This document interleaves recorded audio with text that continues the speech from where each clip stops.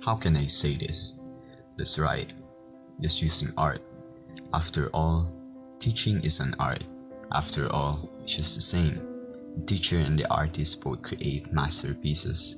And after all, teaching and art are both ignored by the most. But on the other hand, of the bitter state of this profession, we still persevere. Why so? Because there's a reason to continue. They say we are not going to be rich in this profession. Salary is not that great. The hard work is huge, but the reward is small. You can say it isn't rewarding at all, but money is not the root of it. For me, it's love.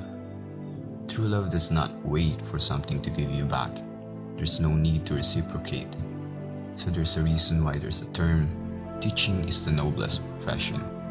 It's fun to be a part of an individual's life, and you see their hard work blossom and bear fruit.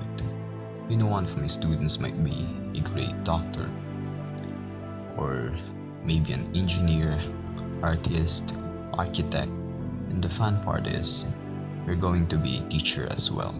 Just as they say, the art of teaching is the art of assisting discovery. When I think about my role as a teacher, the one thing that I constantly have focused on is the relationship that I have built with my students.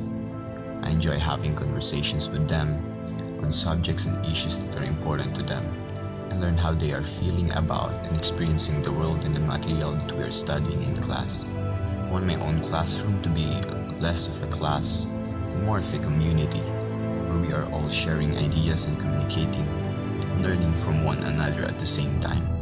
I want to allow them to have freedom to express themselves and room to grow as a human beings and learners while setting an appropriate limit. I believe that a good relationship between a teacher and student is built on a strong foundation of mutual understanding, respect, and trust. In order to effectively assess a student's wants and needs, I must first understand my students and where they are coming from. I must be the first to open the doors of good communication, as not all students and parents will show that initiative.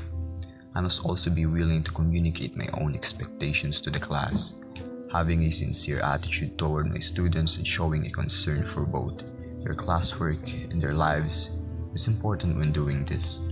When both the teacher and students understand each other's goals and points of view, the building blocks of mutual respect are developed. Both teachers and students seek and deserve respect as human beings and individuals. Teachers also seek respect in the professional sense, but must be careful how they go about it. As a teacher, I'll be in a position of authority, but I don't want to be an authoritarian or tyrant. Opportunity to be a friend and confidant for many of my students, but I don't want to cross the line of professionalism.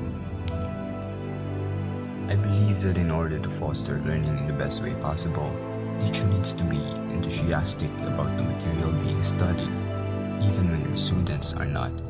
I need to be the coach and cheerleader for the class at the same time, and point out the positives about each student's work in a sincere way, alongside constructive criticism. I must be open to diversity and wide range of opinions and ideas, and must set the classroom standards so that the students can respect and trust one another. It is me having an eclectic approach, like deriving ideas, style, and taste from a broad and diverse range of sources. At last, I must be willing to listen and compromise, but be firm in my decisions and promises. A stagnant teacher is no good to the class. Teacher is not just a teacher, but a lifelong learner. We must feed our souls with good knowledge. We just don't teach, we inspire. But besides that, we're not just teachers.